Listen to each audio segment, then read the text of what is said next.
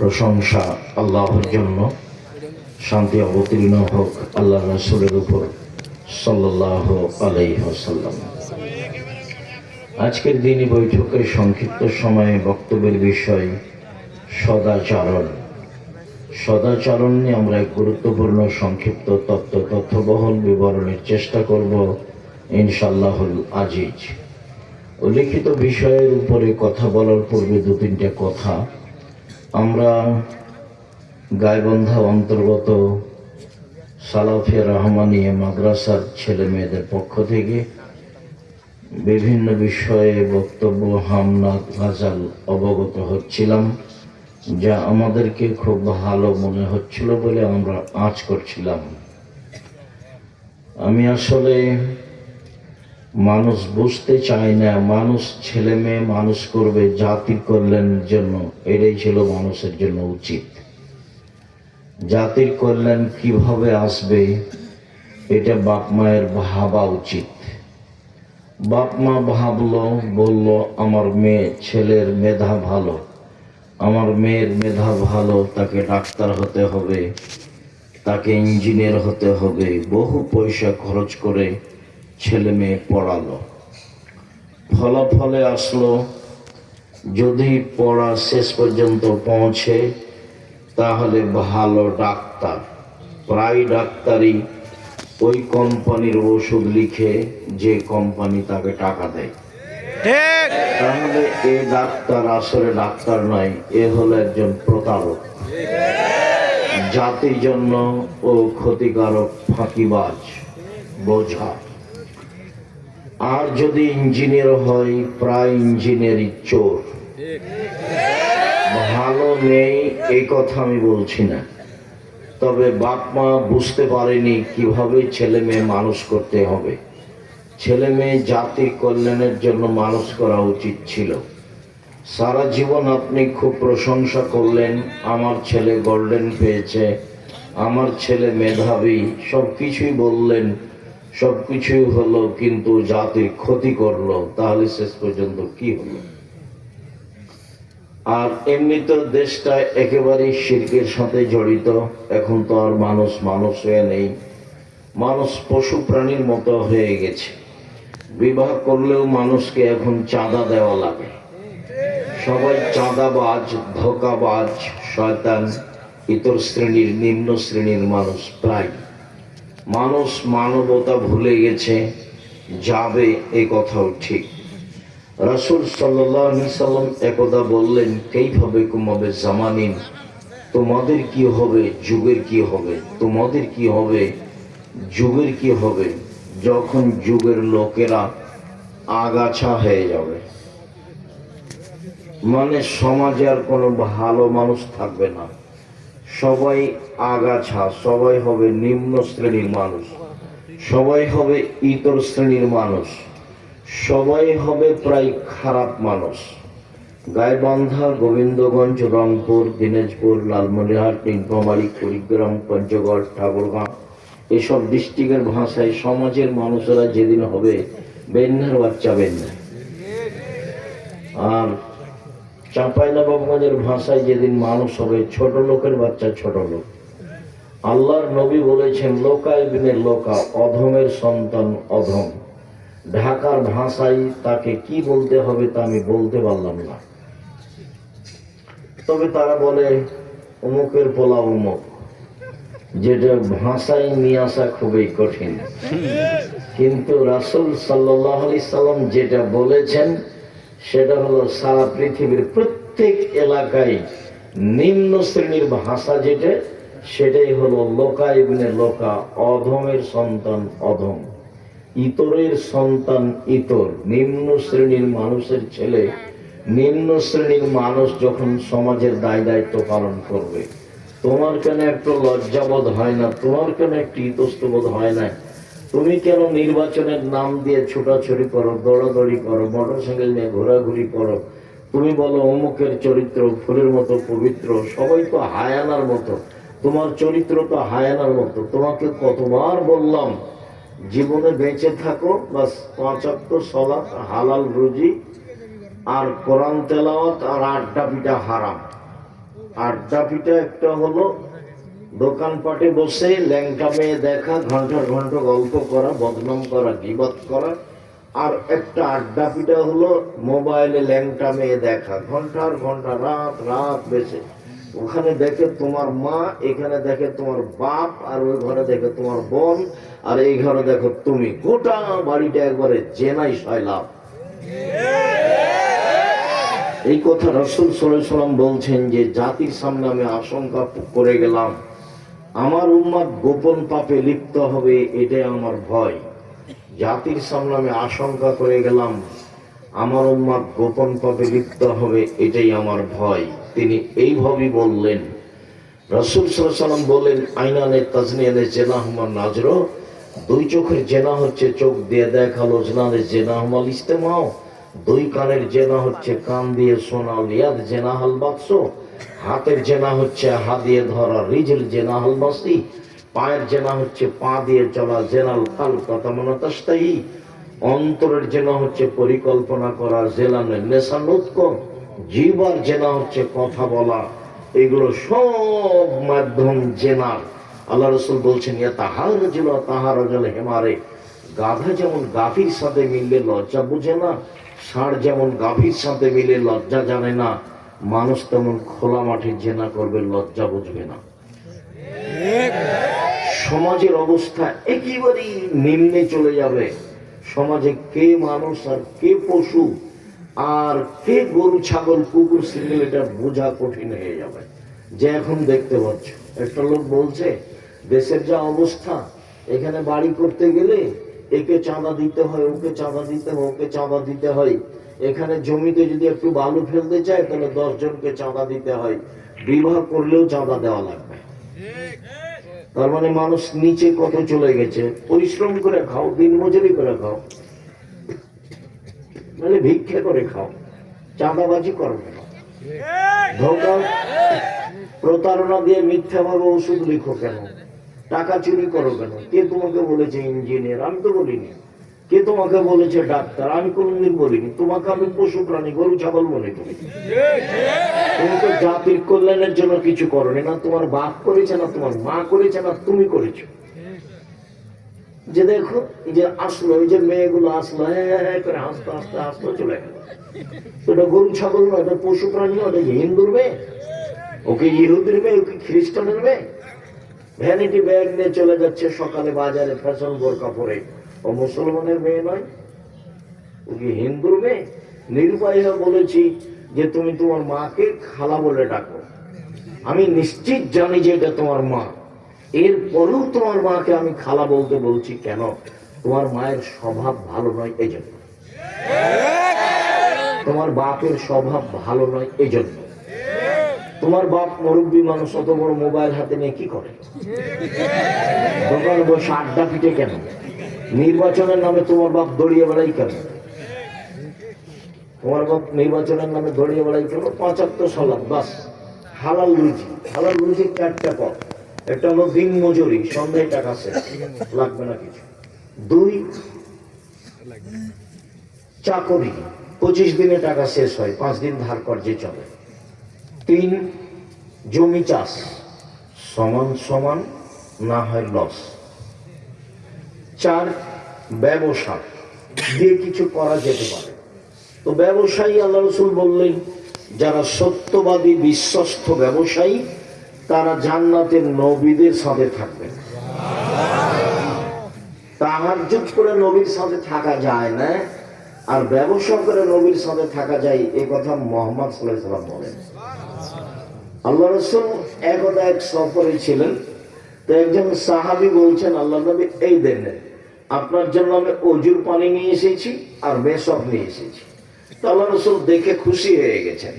খুশি হয়ে বলছেন, সালমা শেতা, তুমি যা ইচ্ছা তা চাও, আমি তোমার কাজে খুব খুশি হয়েছি। দেখি তুমি পানি নিয়ে এসেছো, মেসক করার জন্য, দাঁত পরিষ্কারের জন্য মেসক নিয়ে এসেছো, খুব তো ভালো কথা, তুমি কিছু চাও। তখন সাহাবী বলছেন, আসআলুকা মুরাফাতাকা ফিল জান্নাহ, আমি আপনার সাথে জান্নাতে থাকতে চাই। তখন আল্লাহ রসুল বলছেন আওয়াগেরা জালেক, না না না না না, এটা নয় এটা নয় এটা নয়, অন্য কিছু চাও, অন্য কিছু চাও। তখন সাহাবী বলছেন যে হোয়া জাকা, ওটাই চাই, ওটাই চাই। তখন আল্লাহ রসুল বলছেন আইনি আল্লাহ নাফসিক বিকাসরাতিস সুজুদ, তুমি বেশি বেশি সিজদা করে তাহাজ্জুদ পড়ে আমাকে সহযোগিতা করো।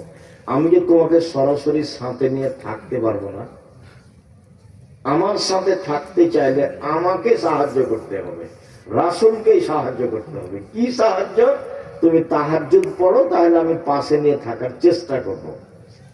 আর এখন নিজেই বলছেন যে সত্যবাদী বিশ্বস্ত ব্যবসায়ীরা নবীগণের সাথে থাকতে পারবে। শুধু নবী নয়, ইব্রাহিম আলাইহিস সালামের সাথে, ঈসা মুসার সাথে, নূহ আলাইহিস সালামের সাথে, সব নবীদের সাথে থাকতে হবেন সত্যবাদী বিশ্বস্ত ব্যবসায়ীরা।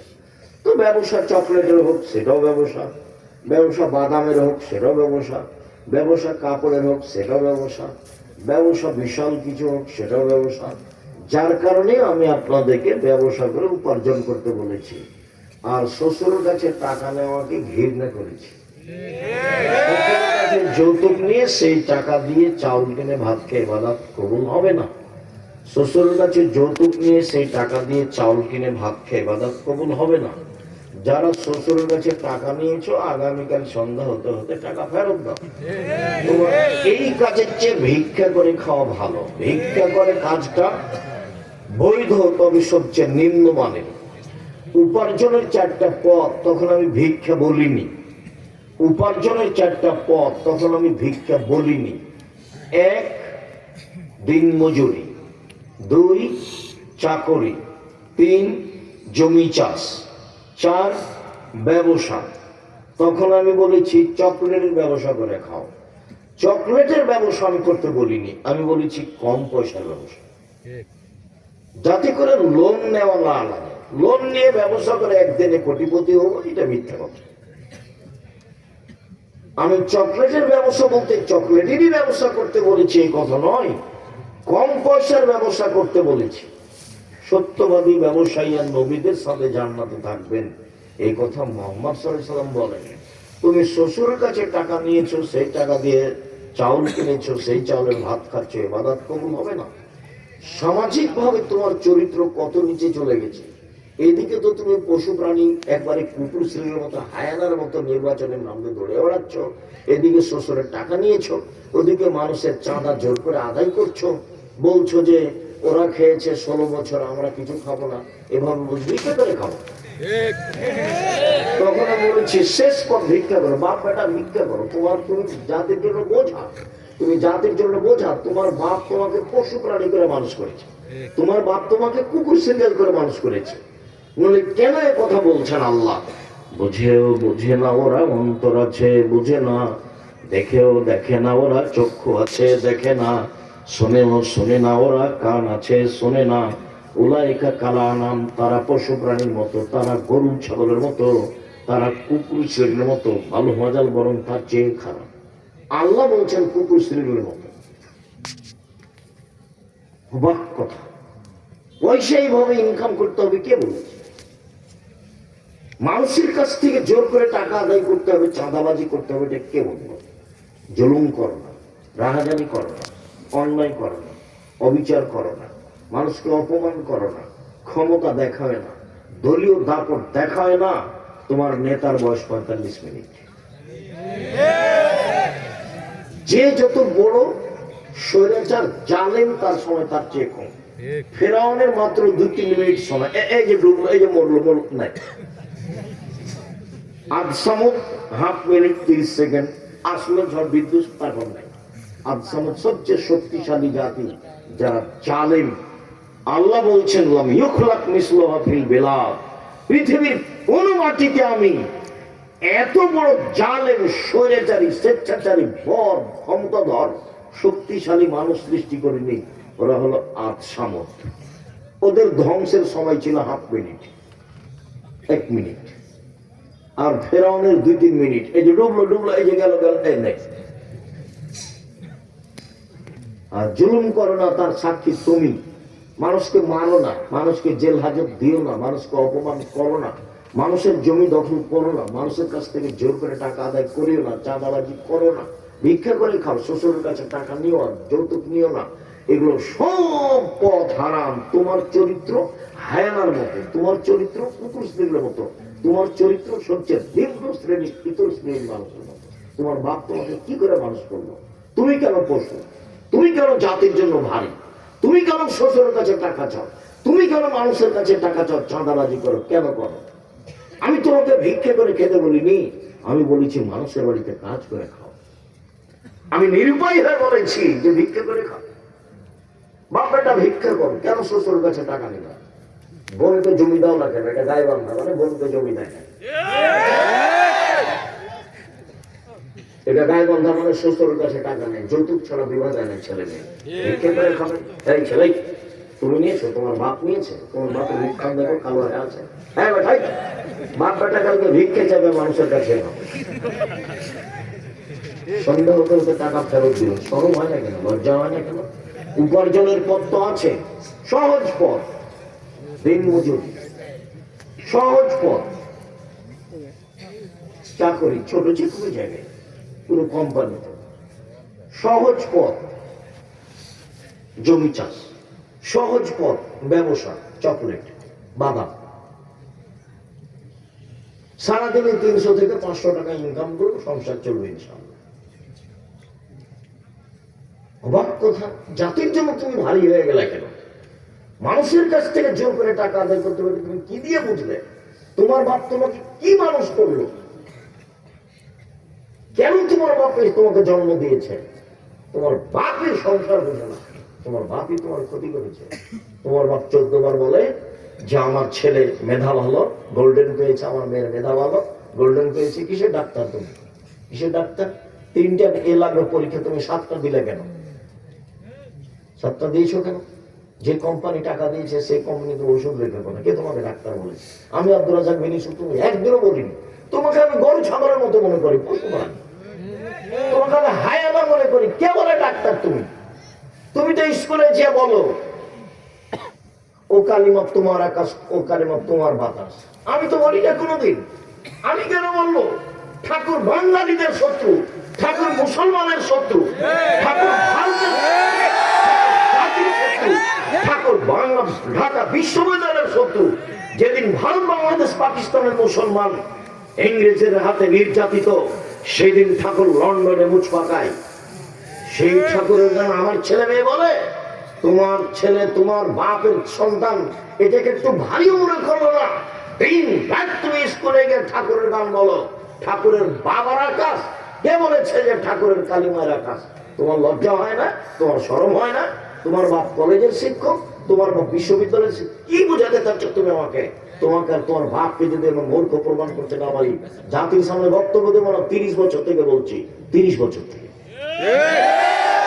বলি না ঠাকুরের গান। আমার ছেলে মেয়ে বলে না ঠাকুরের গান। আমি ঠাকুরের গান বলি না। ঠাকুরকে আমি মানুষই মনে করি না। ঠাকুরটা একটা হিন্দু মানুষ, ও মুসলমানের শত্রু, ও জাতির শত্রু, ও বাঙালিদের শত্রু, ও ঢাকা বিশ্ববিদ্যালয়ের শত্রু, ও বাংলা ভাষার শত্রু। তাকে দাম দিতে হবে না? আমি বিবেক বেঁচে খেয়েছি। সম্মানিত দিনী ভাই বোন, কিভাবে আপনারা বলেন সেটা আমার বুঝে আসে না। আপনার ভিতরে কোনোদিন ছাড়াও দেখলাম না। এমনি তো দৌড়িয়ে বেড়াচ্ছ, মিছিল করছো, মুখের চোখ ফুলের মতো। তুমি কয়দিন মিছিল করেছো? ঠাকুরের গান চলবে না। তোমাকে একটু খারাপ লাগে না কেন? কি করে তোমার ছেলে মেয়ে, তোমার ভাই বোন সকালে উঠে বলে ও কালিমা তোমার আকাশ, ও কালিমা তোমার বাতাস? কালিমার আকাশ, কালিমার বাতাস, তোমার খারাপ লাগে না কেন? বাঙালিদের জন্মই শিরক, और ভিত্তি শিরক, और খাওয়া শিরক, और চলা শিরক, और শিক্ষা শিরক, और ঘুমিয়ে থাকা শিরক। একবারে শিরকের মধ্যে ডুবে আছে বাঙালি, ডুবিয়েছে। আর ঠাকুর হলো প্রিয় মানুষ, এটা হয় কি করে? আমি কি দিয়ে বলতে পারি? কোনোদিন আমি বেগম রোকেয়াকে শিক্ষিতা মহিলা বলিনি, কোনোদিন বলিনি। হায়াতে দেহের চেষ্টা গেলেন বলবো না। কেন? বেগম রোকেয়া আপনার কেন চিনলেন না? ওই যে আপনাদের গাইবান্ধার ট্রেন স্টেশনের কথা, ঘটনা হয়তো আপনার পাটনায় হতে পারে, বেগম রোকেয়ার একটা কথা শোনাই, কেন আমি বলবো তাকে শিক্ষিত মেয়ে। তোমাদের গাইবান্ধার ট্রেন স্টেশনে গাইবান্ধার মেয়েরা পর্দা করে হজ সফরে যাবে, তো 5-6 জন মহিলা একসাথে বের হয়েছে, ওর বাপ আছে বা চাচা আছে, ওরা একসাথে যাবে। তো গাইবান্ধাতে প্ল্যাটফর্মে বসে আছে, তো বেশি পর্দা করে সেজন্য একটা বড় চাদর দিয়ে ওরা 4-5 জন মহিলাকে ভাবে ঢেকে রেখেছে। ওর চাচা বাবার বাপ দিয়ে বাইরে গেছে। এখন ওই স্টেশন মাস্টার প্ল্যাটফর্ম খুঁজছে, দেখি কোথায় কি আছে। তো এক জায়গাতে দেখছে যে একটা বড় চাদরটা ঢাকা আছে, মনে করছে একটা বস্তা। তখন পাঁদে দেখে এইটা কিসের বস্তা, পর্দাকে নিন্দা করছে বেগম রোকেয়া, পর্দাকে দেখাচ্ছে ওরা ঢাকা আছে সেজন্য। বেগম রোকেয়া কিভাবে দেখাচ্ছে, পা দিয়ে দেখাচ্ছে এটা কিসের বস্তা, এটা কিসের বস্তা। বেগম রোকেয়া জানে না আমি তাকে শিক্ষিত মেয়ে বলবো? তোমার বুদ্ধি হারাচ্ছে, তোমার বিবেক হারাচ্ছে, তুমি পশু প্রাণীর মতো, তুমি ইতর শ্রেণী মানুষ, তুমি বড় বেটা, তুমি বিশৃঙ্খলা বড় গা। তোমার বাপটা তোমাকে যদি আমি, তোমার জাতিকে যদি আমি মূর্খ প্রমাণ করতে না পারি, জাতির সামনে বক্তব্য দেবো না।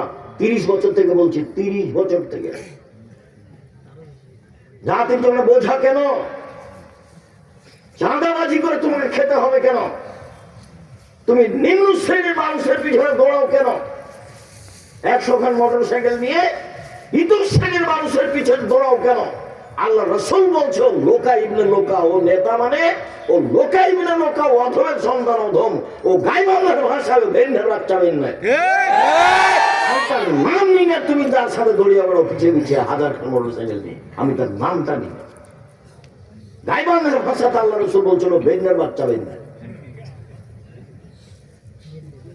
আর ওই চাঁপাইনবাবগঞ্জের ভাষাতে আল্লাহ নবী বলছিল হলো ছোট লোকের বাচ্চা, ছোট লোক। ওর পিছনে আমি ঘুরবো মানে? আমি মানুষের বাড়িতে কাজ করে খাই, সারাদিন কাজ করে বিকালে 500 টাকা পাই, বাস 5 ওয়াক্ত সালাত আদায় ঘুমিয়ে যায়, এই তো আমার কাজ। ওর পিছনে আমি ঘুরবো কেন? আমি তো ভাবে ঘুরি না, আমি তো দোকানের সামনে বসতে বলিনি। আমি বলেছি দোকানে গিয়ে বলতে হবে আসসালামু আলাইকুম, লবণ আছে? জি আছে, 1 কেজি লবণ দেন। মরিচ আছে? কাঁচা মরিচ? জি আছে, 200 মরিচ দেন। বাস টাকা দেওয়া হয়েছে, আসসালামু আলাইকুম। আর তুমি যদি আমাকে বলো, তা আমি এ যাবৎ জীবনে কোনোদিন চায়ের স্টলে বসিনি, জীবনে কোনোদিন। তো বেঁচে আছি, বেঁচে নেই, মরে গেছি। আমার মা যখন আমাকে বাড়ি থেকে বিদায় করতো পড়ার সময়তে, তখন বলতো 4টে কথা। 1, দোকানে বসিও না। 2, প্রাইভেট পড়ায়ও না। 3, বন্ধুতালি করো না। 4, মানুষের বাড়িতে খায়ও না। আমার মা পিছে পিছে হাঁটতাম, বলতেন 1, দোকানে বসিও না। 2, প্রাইভেট পড়ায়ও না। 3, বন্ধুতালি করো না। 4, মানুষের বাড়ি দাওয়াত খায়ও না। এভাবে আমার মা বলতেন আর পিছে পিছে হাঁটতেন। তুমি দোকানে বসে আড্ডা পিঠো কেন? ওই যে এখন দেখো আড্ডা পিঠছো। আজকে এখানে প্রোগ্রাম, তুমি দোকানে বসে আছো কেন? ওই যে তোমার বোন আসলা, হ্যাঁ আসলা, বাপ চলে গেল কেন? আমি জবাব দেবো? আমি কেন দেবো? তুমি দাও, তোমার বাপ দে, তোমার মা দে। আমি তো এমনি বলিনি তোমার মা নয়, এটা তোমার খালা। আমি এটা এমনি বলিনি, ওটা তোমার বাপ নয়, তোমার চাচা। ও তোমাকে ধ্বংস করেছে, তোমার বোনকে ধ্বংস করেছে। তোমার বোনের নখটা বড়, জবাব আমি দিব। ইহুদি খ্রিস্টানদের পতিতালয়ের মেয়েদের নখ বড়, ইহুদি খ্রিস্টানদের পতিতালয়ের মেয়েদের নখ বড়। তোমার বোনের নখে নেইল পালিশ আছে, ইহুদি খ্রিস্টানদের পতিতালয়ের মেয়েদের নখে নেইল পালিশ থাকে। ইহুদি খ্রিস্টানদের পতিতালয়ের মেয়েদের নখে নেইল পালিশ থাকে, তোমার বোনের নখে নেইল পালিশ আছে, জবাব আমি দিব। তোমার বোনের কপালে টিপ আছে। হিন্দু মেয়েকে বিবাহ করার 10টা পদ্ধতি আছে, তার একটা পদ্ধতির নাম রাক্ষসী বিবাহ। মেয়ের বাপ বিবাহ দিবে না, ছেলেটা বিবাহ করবে। যদি কপালে টিপ দিতে পারে তাহলে বিবাহ হয়ে গেছে, এর নাম রাক্ষসী বিবাহ। সেই হিন্দুদের টিপ তোমার বোনের কপালে কেন? কে জবাব দিবে? আল্লাহ নবী বলছেন, যে ভুরু তুলে চিকন করে তার উপরে অভিশাপ, যে পথ চুলা ব্যবহার করে তার উপরে অভিশাপ, যে শরীরে উল্কি করে নেয় ট্যাটু, সে তার উপরে অভিশাপ, যে পথ চুলা ব্যবহার করে তার উপরে অভিশাপ। রাসূল সাল্লাল্লাহু আলাইহি ওয়াসাল্লাম বলছেন, যে দাঁত ছিলে চিকন করে তার উপরে অভিশাপ। সব তোমার বন করছে, জবাব আমি দেব? আমি কিন্তু এই জবাব তো আমি দেব না। রাসূল সাল্লাল্লাহু আলাইহি ওয়াসাল্লাম বললেন, পৃথিবীর মানুষ শোনো, একবার বললেন যে তাহাজ্জুদ পড়ো, আমাকে সাহায্য করো, সাথে নিয়ে থাকবো। আর এখন বলছেন শোনো, সত্যবাদী ব্যবসায়ীরা নবীর সাথে থাকবেন। আবার বলছেন শোনো, কেউ যদি 2 জন মেয়ের লালন পালন করে, সেই পিতার আমি জান্নাতে একসাথে এভাবে থাকবো। 2 জন মেয়ের লালন পালন। তখন কি লালন পালন? তখন বলছেন, 1 আল্লামাহুন্না, মেয়েকে বিদ্যা শিখিয়ে দিল। 2 আদাবাহুন্না, শিষ্টাচার শিখিয়ে দিল। হ্যাঁ, এখন আসলে চলে গেল, এটা শিষ্টাচার? ওই যে গল্প করছে এখন, এটা শিষ্টাচার? ওই যে দোকানে বসে জিনিস কিনছে দাঁড়িয়ে, এখন এটা শিষ্টাচার? বলো না, এটা ও বাপ, ওর বাপ নয়। এই জন্য বলছে, মেয়ে শোনো, এই মেয়ে, তোমার বাপকে চাচা বলি, তোমার বাপকে আমি পশু প্রাণী মনে করি। হ্যাঁ, তোমার বাপকে আমি পশু প্রাণী মনে করি। কষ্ট নিও না, আমি তোমাকে কষ্ট দিতে আসিনি।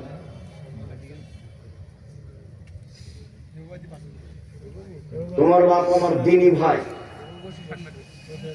তোমার মা আমার দিনী বোন, গাইবান্ধা আমার শ্বশুর বাড়ি এলাকা, আত্মীয়তার অভাব নেই।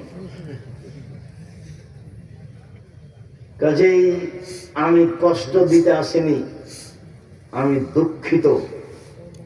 আপনার ছেলে মেয়ের জবাব আমি দেব না, আপনি দিবেন। এটার কি উত্তর আপনার কাছে আছে? ছেলে মেয়ে জাতির জন্য বোঝা হলো কেন? মেয়ে এমন হলো কেন? কে জবাব দিবে? মা দিবে, ওর বাপ দিবে। আল্লাহ নবী বলছেন যে ওই বাপ আমার সাথে জান্নাতে থাকবে। কে? 1 মেয়েকে বিদ্যা শিখিয়ে দিল, 2 শিষ্টাচার শিখিয়ে দিল। বলো তো, ওই ফ্যাশন বোরকা পরে ভ্যানিটি ব্যাগ হাতে করে চলে যাওয়া বাজারে, এটাই কি শিষ্টাচার? দুলা ভাইয়ের সাথে এসেছে, আর এটা তো গাইবান্ধা করে এসে একটু কম বদনাম করিয়ে। আচ্ছা ঠিক আছে, কমই করছি। জামাই এসেছে, তো শাশুড়ি বলছে যুবতী মেয়েকে, তোর দুলা ভাইকে চা দিয়াই, পানি দিয়াই, পান দিয়াই, খাবার দিয়াই। তো একটা তো বিবাহ সূত্র দিয়েছেন, আর একটা এমনি ফাও দিলেন। এটা তো কোলে করে নিয়ে বসে আছে। আপনি শ্বশুর, এটা চোখে পড়ে না? আপনি শাশুড়ি, এটা চোখে পড়ে না? কেন পড়ে না? এটা জামাই বাড়িতে এসেছে, খাবার দিবেন আপনি, ভাত দিবেন আপনি, পানি দিবেন আপনি, সবকিছু করবেন আপনি। তো আপনি আপনার মেয়েকে পাঠালেন কেন? কেন পাঠালেন? এর জবাব আমাকে দিতে হবে না তোমার বাপ দিবে? দেও, বলো। তোমার বাপ তো একটা মেয়ে বিবাহ সূত্র দিয়েছে, আর একটা ফাও দিল কেন? তুমি এখন বলো যে একে বাপ বলবে না, একে চাচা বলবে। বাপ তো মানে জিম্মেদার। 1 মেয়েকে বিদ্যা শিখিয়ে দিল, 2 মেয়েকে শিষ্টাচার শিখিয়ে দিল, 3 মেয়ের বিবাহ শাদী দিয়ে দিল, 4 মেয়ের সাথে ভালো আচরণ করলো। ওই বাপ আর আমি মুহাম্মদ সাল্লাল্লাহু আলাইহি ওয়াসাল্লাম জান্নাতে একসাথে এভাবে থাকবো। দুঃখিত সম্মানিত দিনী ভাই বোন, কি করতে পারি? অবস্থা দেখলে খুব কষ্ট হয়, চাল চলন দেখলে খুব কষ্ট হয়। সব জিম্মেদারি বাপ মায়ের উপরে চাপানো হয়েছে। কিছু কিছু হাদিস একটানা বাপের উপরে, কিছু কিছু হাদিস একটানা মায়ের উপরে, কিছু কিছু হাদিস বাপ মা উভয়ের উপরে। 2 জনকে পাশাপাশি আল্লাহ রাসূল রেখেছেন। একবার বলছেন যে কুল্লু মাউলুদিন ইউলাদু আলাল ফিতরা, প্রত্যেকটা ছেলে মেয়ে ইসলামী ধারণ ক্ষমতা নিয়ে জন্মগ্রহণ করে। প্রত্যেকটা মেয়ে ইসলামী পোশাক পরতে পারবে, এই ক্ষমতা তার ভিতরে আছে। প্রত্যেকটা ছেলে দাড়ি ছেড়ে দিতে পারবে, এই ক্ষমতা তার ভিতরে আছে। প্রত্যেকটা ছেলে প্যান্টটা টাকনোর উপরে রাখতে পারবে, এই ক্ষমতা তার ভিতরে আছে। কিন্তু টাকনোর নিচে রাখলো কেন? দাড়ি চাঁচলো কেন? নগ্ন ল্যাংটা পোশাক মেয়েটা পরলো কেন? তখন আল্লাহ রাসূল বলছেন যে ওর বাপ মা ওকে পরিয়েছে। আমি কি করতে পারি? এবারে হুবাহু আল্লাহ রাসূল বলছেন ফাওয়াহু ইউহাবেদানিহি, তার বাপ মা তাকে ইহুদি করেছে, তার বাপ মা তাকে খ্রিস্টান করেছে,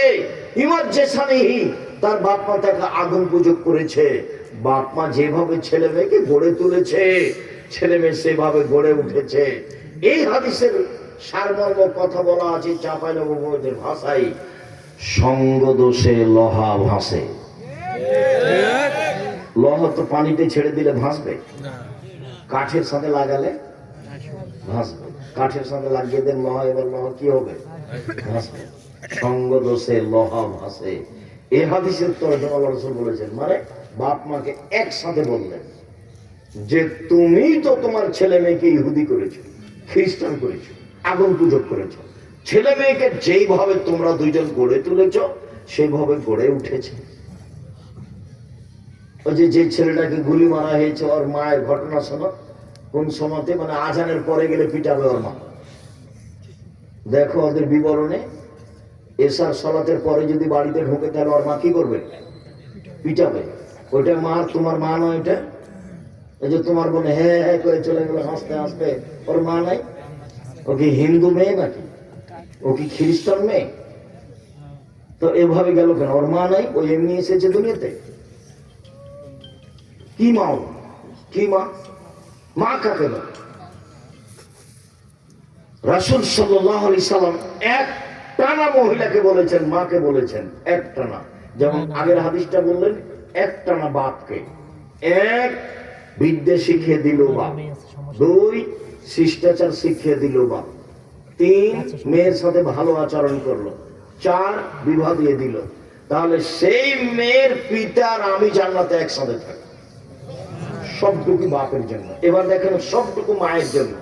যেটা বলতে যাচ্ছি সেটা খুব ভালোভাবে জানা আছে। জাবের রাদিয়াল্লাহু তাআলা আনহু বলেন, সফর থেকে আসছিলাম, আমরা মদিনায় ঢুকবো। তখন আল্লাহ রাসূল বলে, এই থামো থামো, সবাই এখানে থাকো, আমরা সকালে মদিনায় ঢুকবো। তখন জাবের রাদিয়াল্লাহু তাআলা আনহু বলেন, আল্লাহর নবী, আমি নতুন বিবাহ করেছি, আমাকে বাড়ি যেতে অনুমতি দেন। তখন আল্লাহ রাসূল বলছেন সাল্লাল্লাহু আলাইহি সাল্লাম, ও তুমি নতুন বিবাহ করেছো? তো কুমারী মেয়ে বিবাহ করেছো না তালাক প্রাপ্ত মেয়ে বিবাহ করেছো? তো জাবের রাদিয়াল্লাহু তাআলা বললেন যে তালাক প্রাপ্ত মেয়ে বিবাহ করেছি, বেশি বয়সের মেয়ে বিবাহ করেছি। কেন? কম বয়সের মেয়ে কেন বিবাহ করলে না? তুমি তার সাথে খেলতে, ও তোমার সাথে খেলতো। তুমি কুমারী মেয়ে কেন বিবাহ করলে না? তুমি তার সাথে খেলতে, ও তোমার সাথে খেলতো। এই পর্যন্ত আল্লাহ রাসূল বললেন। তখন জাবের রাদিয়াল্লাহু তাআলা বলছেন, আল্লাহ নবী শোনেন, আমার আব্বা উহুদের যুদ্ধে শহীদ হয়েছেন, 9 জন মেয়ে রেখে আমার 9 জন বোন আছে। আল্লাহ নবী শোনেন, আমার আব্বা উহুদের যুদ্ধে শহীদ হয়েছেন, 9 জন মেয়ে রেখে আমার 9 জন বোন আছে। আকরাহুনা তাযাওয়াজা মিসলাহুন্না, ওদের সমবয়সের কম বয়সের মেয়েকে বিবাহ করা পছন্দ করিনি 4টা কারণে। বেশি বয়সের মেয়ে বিবাহ করেছি 4টা কারণে। আমার বোনদের সমবয়সের মেয়েকে বিবাহ করা পছন্দ করিনি 4টা কারণে। বেশি বয়সের মেয়ে বিবাহ করেছি 4টা কারণে। এক, লিতুআল্লিমাহুন্না, আমার স্ত্রী যেন আমার বোনদেরকে বিদ্যা শিখাতে পারে। দুই, লিতুরাজ্জিলাহুন্না, আমার স্ত্রী যেন আমার বোনদেরকে শিষ্টাচার শিখাতে পারে। শিষ্টাচার কি জিনিস? শিষ্টাচার কি জিনিস? তুমি বলো। যে দোকানে দাঁড়িয়ে জিনিস কিনছে, এটাই শিষ্টাচার? তুমি বলো।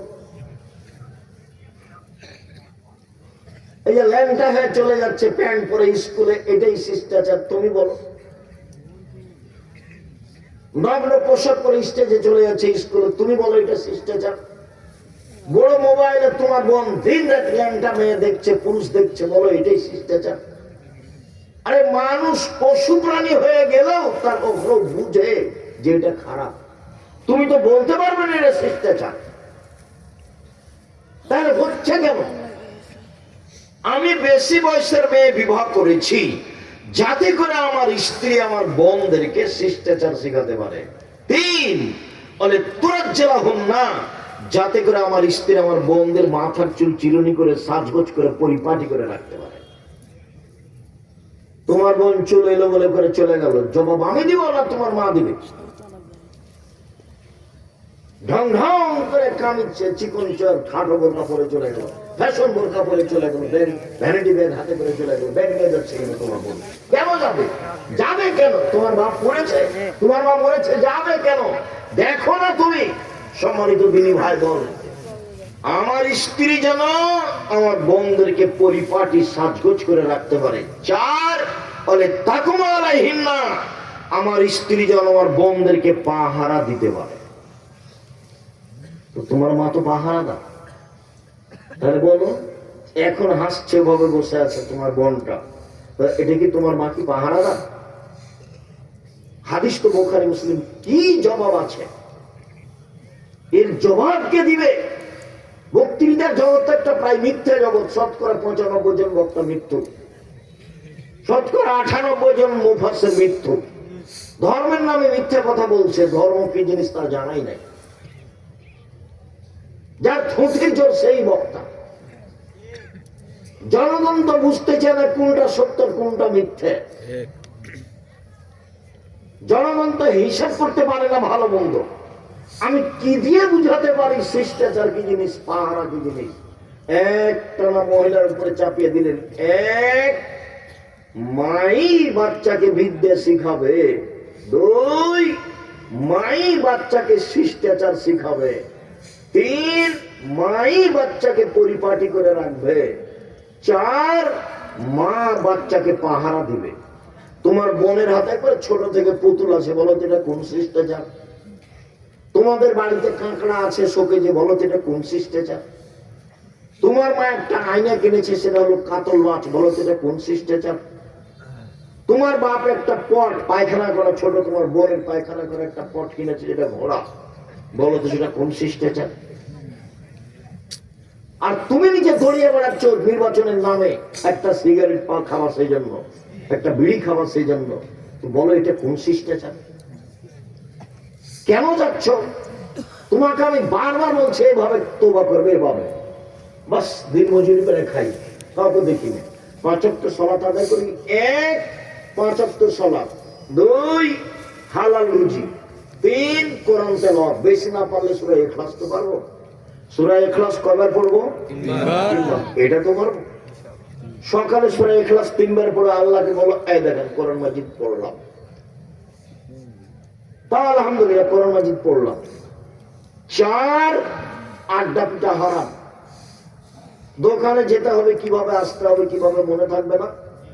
আসসালামু আলাইকুম আহমদ, লবণ আছে? আছে। 1 কেজি লবণ দাও। মরিচ আছে? আছে। 200 মরিচ দাও। টাকা দেওয়া শেষ হয়েছে, আসসালামু আলাইকুম। এর চেয়ে বেশি দোকানে বসতে পাবেন না।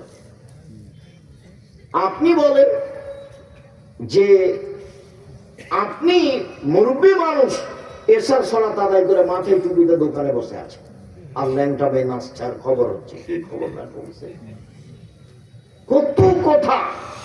40 বছর থেকে আপনি তাহাজ্জুদ পড়ছেন, সেই সব নাকি এক পাল্লাতে দেন। আর ওই দোকানে বসে খালি বললেন ওই চেয়ারম্যান তো খুব খারাপ, ওর চাল চরিত্র খুব খারাপ। এখন এই যে এক পাল্লায় দেন, মাপে তো দেখি কোনটা ভারী হয়। 40 বছরের তাহাজ্জুদ এক পাল্লায় দেন, আর ওইটা যে চেয়ারম্যান খুব খারাপ, এটা এক পাল্লায় দেন, দেখি কোনটা খারাপ বেশি ভারী হয়। সুদ মহাপাপ, এটাই ঠিক। সুদ মহাপাপ, এটাই ঠিক। সুদের পাপের ভাষা এত কঠিন যে পৃথিবীতে পাপের জগতে কোনো পাপের ভাষা এমন নয়। সুদের চেয়ে বড় পাপ আছে, কিন্তু ভাষা এমন নয়। ভাষাটাকে বলি, রাসূল সাল্লাল্লাহু আলাইহি সাল্লাম বলছেন, মায়াকুলু দিরহাম রিবাহ ইয়ালাম আসাদ্দু মিন সিদ্দাতি ওয়া সালাসিনা জিনিয়া। কেউ যদি জেনে শুনে 1 টাকা সুদ খায়, 36 বার জেনা করে যত পাপ হবে, 1 টাকা সুদ খেলে তার চেয়ে বেশি পাপ। আবার বলি, রাসূল সাল্লাল্লাহু আলাইহি সাল্লাম বলছেন, আর রিবা সাবুনা জুজান, সুদের পাপের 70টি ভাগ রয়েছে। ছোট ভাগ হলো মার সাথে জেনা করলে যেমন পাপ হয়। শুনুন, এই ছেলে বসো, থামো।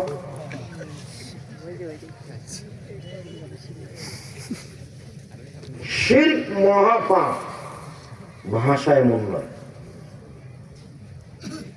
মাকে গালি দেওয়া মহাপাপ, ভাষায় মন নয়। মিথ্যে সাক্ষী মহাপাপ।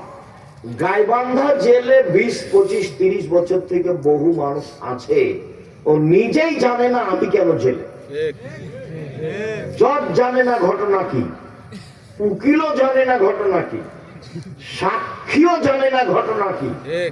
সাক্ষীকে বলেছে যে তোকে 1 লক্ষ টাকা দিব, জজের সামনে বলবি যে আমি 2 চোখে মারতে দেখেছি। তো টাকা নিয়েছো বলছে 2 চোখে মারতে দেখেছি, কিন্তু সাক্ষী তো জানে না ঘটনা কি।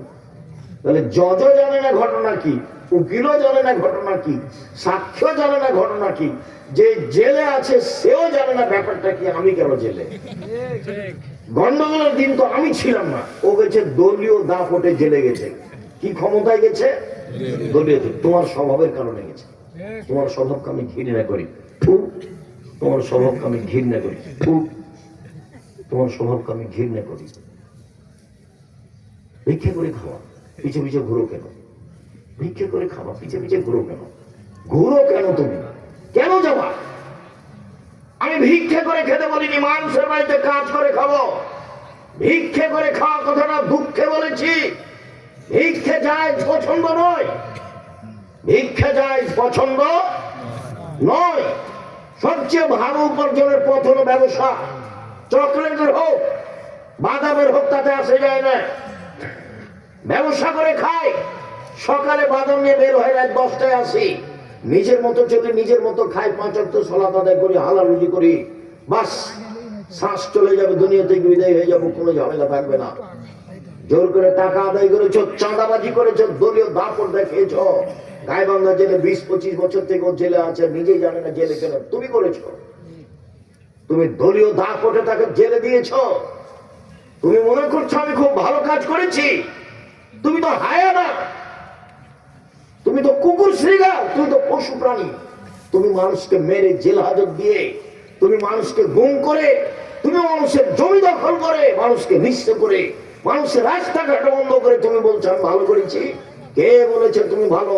তুমি হায়ানা, তুমি শয়তান, তুমি সবচেয়ে জালেম, তুমি অত্যাচারী, তুমি সমাজে বোঝা। রাহাজানি করে, জুলুমবাজি করে, লুটতরাজ করে, মারামারি করে, অন্যায় করে, অবিচার করে, অনাচার করে তুমি মানুষের কথা কে বলেছে? আমি বলিনি। আমি আব্দুল রাজ্জাক নিশ্চয় বলছি তুমি হায়ানা, তুমি পশু। বুঝেও বুঝে না ওরা, অন্তর আছে বুঝে না, দেখেও দেখে না ওরা, চক্ষু আছে দেখে না, শুনেও শোনে না ওরা, কান আছে শোনে না।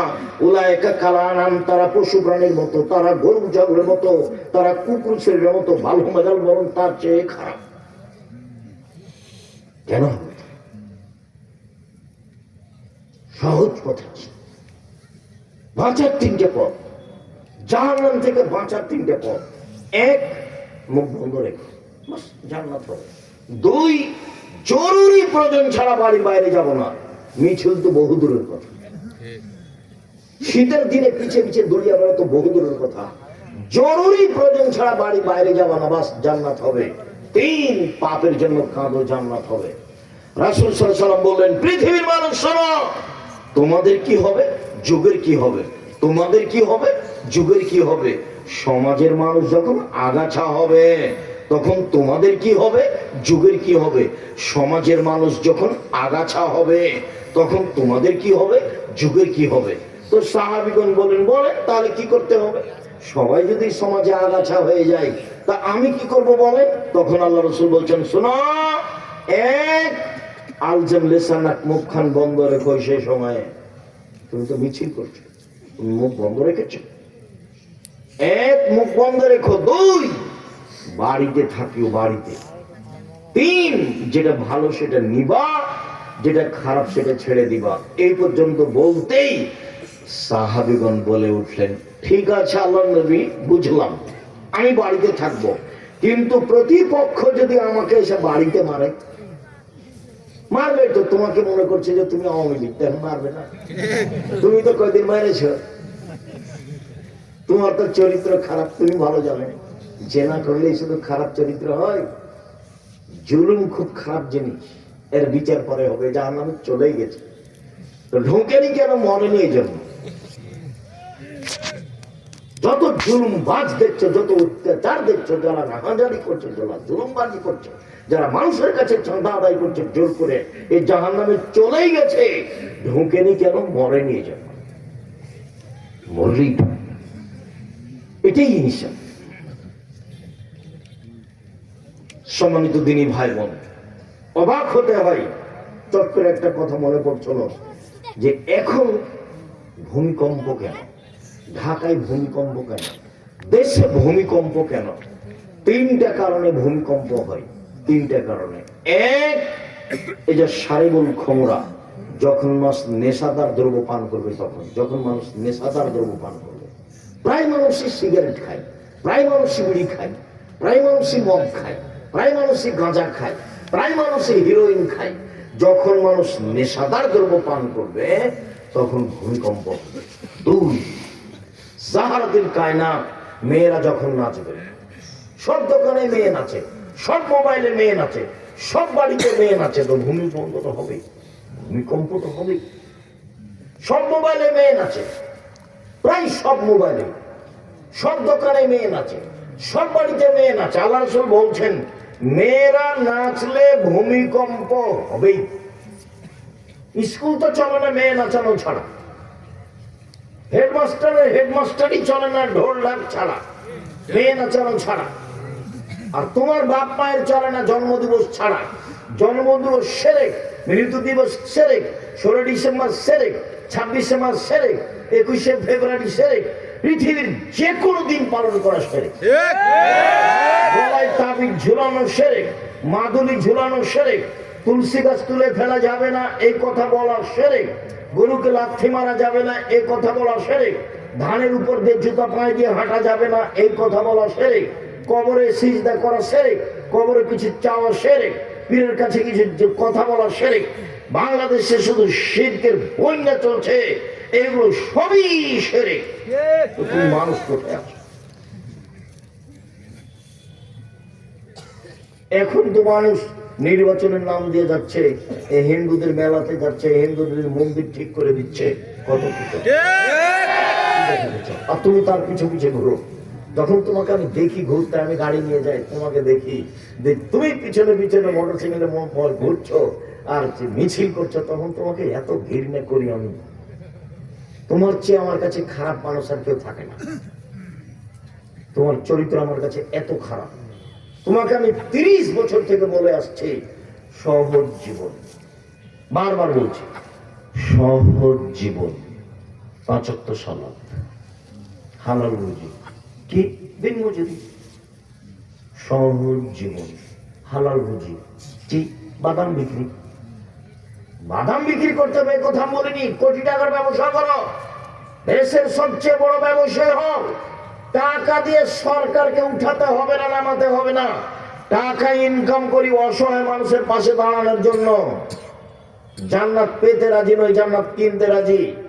5 ওয়াক্ত সালাত আদায় করে জান্নাত পাওয়া যায় কিনা যায় না, হজ করে জান্নাত পাওয়া যায় কিনা যায় না। শুনুন, রমজান মাসে রোজা সিয়াম থেকে জান্নাত পাওয়া যায়, জান্নাত কিনা যায় না।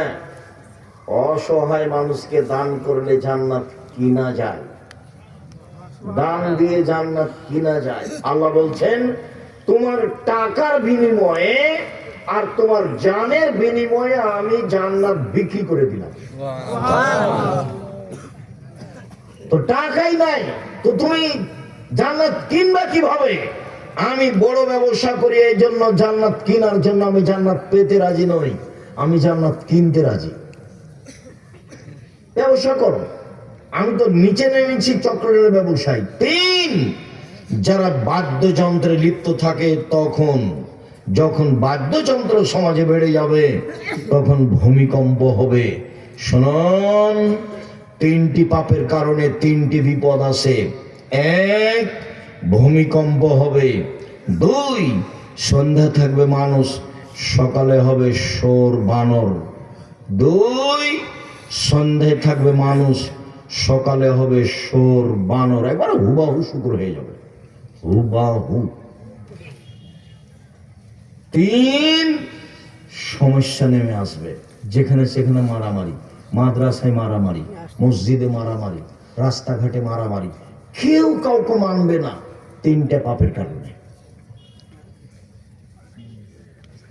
সম্মানিত দিনী ভাই বোন, আমি আপনার খুব কাছে থেকে আপনাকে শক্তভাবে বলছি আপনি এই পথ থেকে ফিরে আসুন।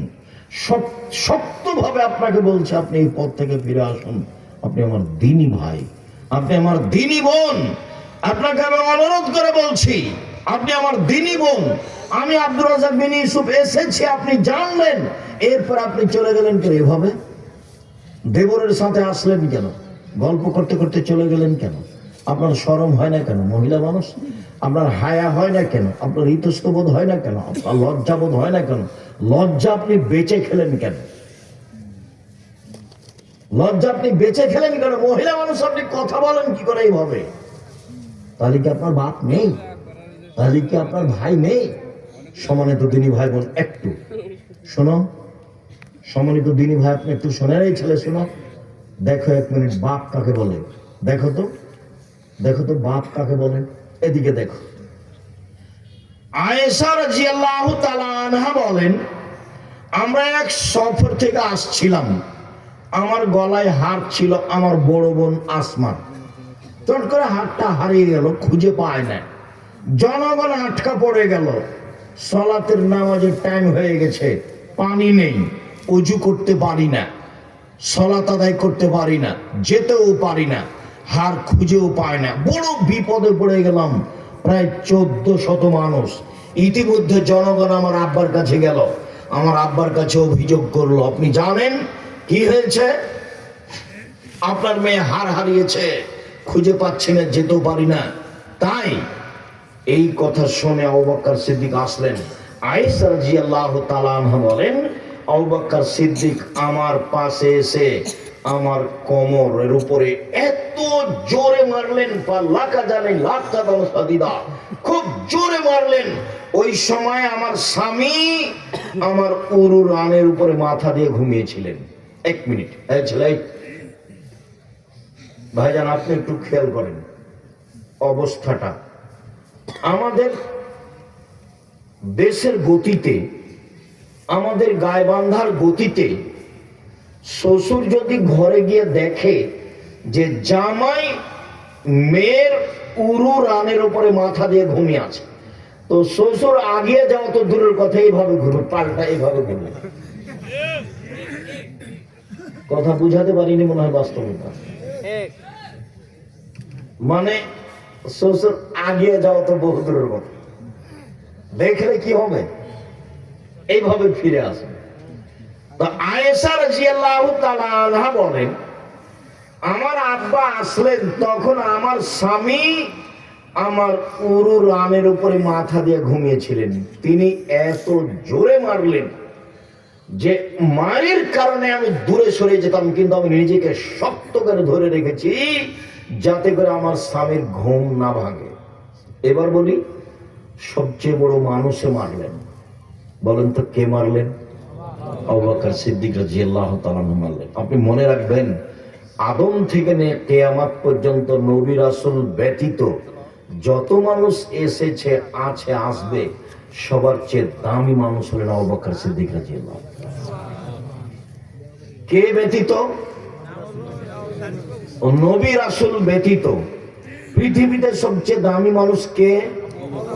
আবু বকর সিদ্দিক রাদিয়াল্লাহু তাআলা। ইনি মারলেন।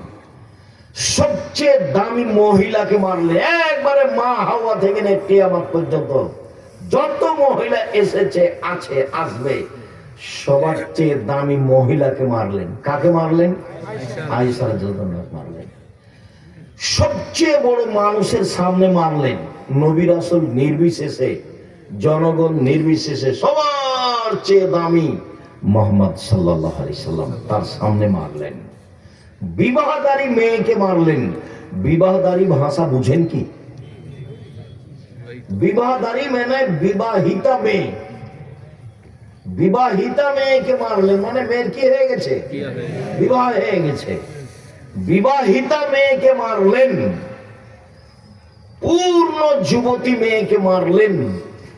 জামাইয়ের সামনে মারলেন, দিন দুপুরে মারলেন, প্রায় 1400 মানুষের সামনে মারলেন, হাত দিয়ে মারলেন, সবচেয়ে বড় মানুষে মারলেন, সবচেয়ে বড় মহিলাকে মারলেন, সবচেয়ে বড় মানুষের সামনে মারলেন, বিবাহিতা মেয়েকে মারলেন, পূর্ণ যুবতী মেয়েকে মারলেন, জামাইয়ের সামনে মারলেন, দিন দুপুরে মারলেন, 1400 মানুষের সামনে মারলেন, হাত দিয়ে মারলেন। বুখারী মুসলিম। পৃথিবীর সবচেয়ে বড় মানুষে মারলেন, পৃথিবীর সবচেয়ে বড় মহিলাকে মারলেন, পৃথিবীর সবচেয়ে বড় মানুষের সামনে মারলেন, বিবাহিতা মেয়েকে মারলেন, পূর্ণ যুবতী মেয়েকে মারলেন, জামাইয়ের সামনে মারলেন, দিন দুপুরে মারলেন, খোলা মাঠে মারলেন, প্রায় 1400 মানুষের সামনে মারলেন, হাত দিয়ে মারলেন। এত বড় বাপে এত বড় বেটিকে এত বড় মানুষের সামনে মেরে দিলেন, ভুল কোথায় হারখান হারিয়ে গেছে খেয়াল করেননি, এই জন্য মেরে দিলেন।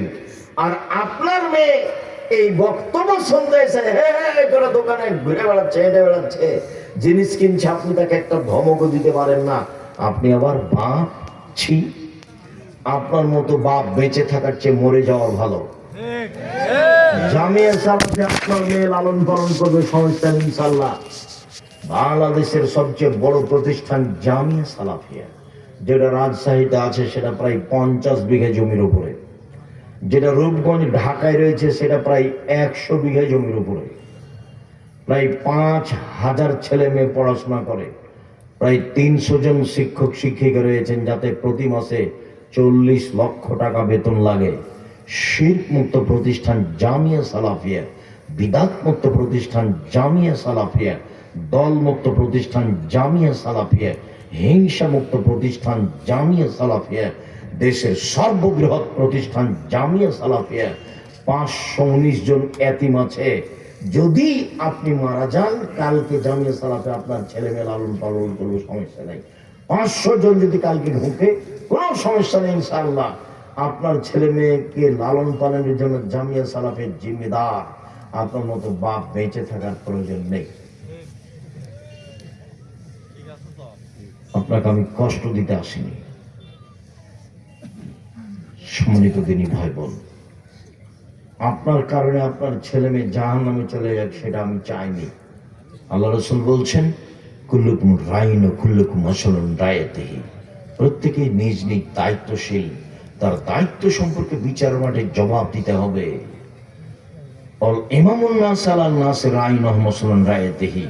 যে দেশের নেতা, তার নেতৃত্ব সম্পর্কে জবাব দিতে হবে। অরাজুল রাইন ফি আহলি বাইতিহি।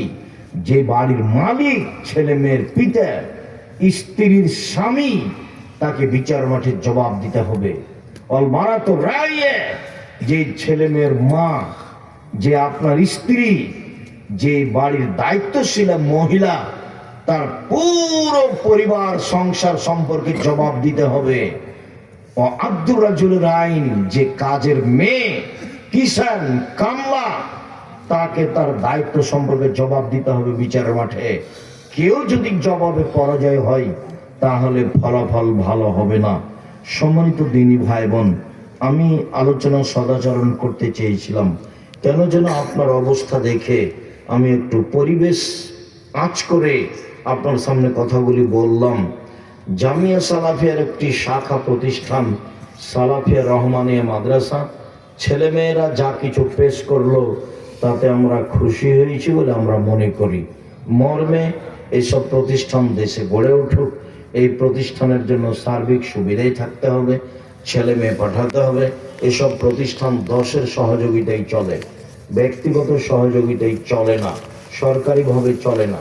জামিয়া সালাফিয়া সরকারি অনুদানে চলে না, জামিয়া সালাফিয়া কোনো ব্যক্তি দিয়ে চলে না, জামিয়া সালাফিয়া কোনো ভিত্তশালী দিয়ে চলে না, জামিয়া সালাফিয়া রসিদ বহি বাহিরে ব্যবহার হয় না।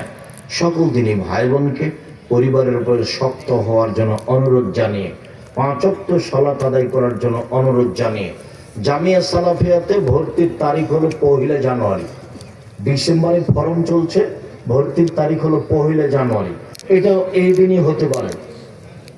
এখানেও ভর্তি ওই 1 জানুয়ারি। জামিয়া সালাফে ভর্তির তারিখ 1 জানুয়ারি।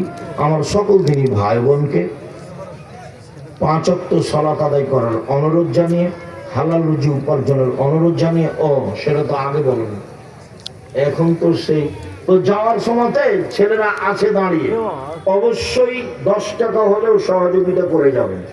আগে আমি বুঝতে পারলে ছেলেদেরকে ভিতরে আসতে বলতাম। তো এখন কিছুটা পরিবেশ এলোমেলো হয়েছে, একটু থামেন, ছেলেরা আসুক, ওদের একটা প্রতিষ্ঠান বসেন আপনারা।